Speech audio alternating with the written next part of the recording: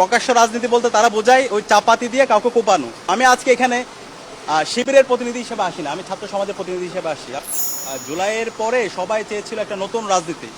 Ultimately আমরা ছাত্র দলের যদি রাজনীতি দেখি, আলটিমেটলি তারা নতুন কোনো বয়ান হাজির করতে পারে না। ওই আগের ফেসিবাদী যে রাজনীতি, সেই রাজনীতি আমরা তাদের দেখতে পাচ্ছি। শিক্ষার্থীরা যে নতুন রাজনীতি চাই, সেই রাজনীতি তারা বিনির্মাণ করতে পারে না। এখন তারা আদর্শিকভাবে তারা আমাদেরকে মোকাবেলা করতে না পেরে তারা এই ধরনের বিভিন্ন ধরনের ট্যাগিং ফ্রেমিং করছে, এবং যে শব্দ দ্বারা এখানে ফ্রেমিং করা হচ্ছে, আলটিমেটলি এটা দ্বারা কিন্তু সূত্রপাত হয় নাই।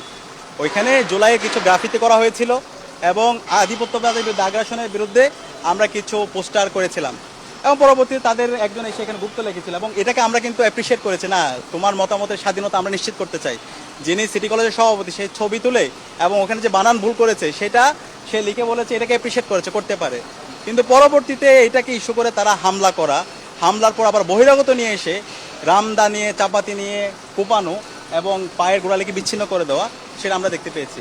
এখন আমাদের কাছে মনে হচ্ছে তাদের প্রকাশ্য রাজনীতি বলতে তারা বোঝায় ওই চাপাতি দিয়ে কাউকে কোপানো, চাপাতি দিয়ে কুপিয়ে আপনার পিছের পায়ের যে গোড়ালি সেটাকে বিচ্ছিন্ন করে দেওয়া, মাথায় আঘাত করা, পায়ে আঘাত করা, এবং বিভিন্ন ক্যাম্পাসে, সেটা কুয়েটের মধ্যে আমরা দেখতে পাইছি, বহিরাগত নিয়ে এসে শিক্ষার্থীদের উপর নিপীড়ন করা হয়েছে। আপনারা দেখতে পেয়েছেন ময়মনসিংহ মেডিকেলে কিছুদিন আগে যখন পুলিশ হেফাজতে নিয়ে যাচ্ছে দুজন ছাত্রকে, তাদের দুই গ্রুপের মধ্যে সংঘর্ষ, পরবর্তীতে তার উপর ন্যাক্কারজনক হামলা হয়েছে। আমরা ঢাকা পলিটেকনিকে দেখতে পেয়েছি ছাত্রদলের সন্ত্রাসীরা এইভাবে হামলা করেছে। 90-এর পরবর্তী যেভাবে সারা দেশে এই যে শিক্ষার্থীদের উপর হামলা মামলা, এই যে আপনার পেশী শক্তির রাজনীতি, সেই রাজনীতি এখন তারা আবার ফিরে নিয়ে আসতে চায়।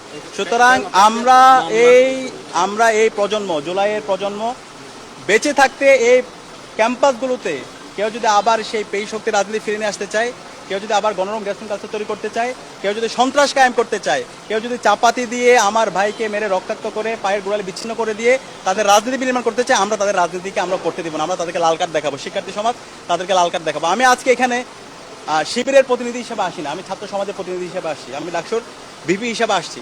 এই ধরনের সন্ত্রাস ক্যাম্পাসে বন্ধ করতে হবে, এটা মাননীয় প্রধানমন্ত্রী তারেক জিয়াকে নির্দেশ দিতে হবে সুস্পষ্টভাবে। যিনি হচ্ছেন স্বরাষ্ট্রমন্ত্রী আছে, তাকে নির্দেশ দিতে হবে এই সন্ত্রাস চলবে না। ক্যাম্পাসে শিক্ষার্থীরা আছে পড়াশোনা করার জন্য, শিক্ষার পরিবেশ নিশ্চিত করার জন্য। সুতরাং এই ক্যাম্পাসে আপনি প্রকাশ্য রাজনীতির নামে চাপাতি নিয়ে ঘুরবেন, রামদা নিয়ে ঘুরবেন, হকিস্টিক স্টাফ নিয়ে আপনি হামলা করবেন শিক্ষার্থীদের, এবং হামলার পরে এর ধরনের এই যে ছবি, মনে করবেন আপনি হামলা করবেন, চাপাতি নিয়ে ঘুরবেন, তারপর আপনি দায় মুক্তি পেয়ে যাবেন, এটা কিন্তু হবে না।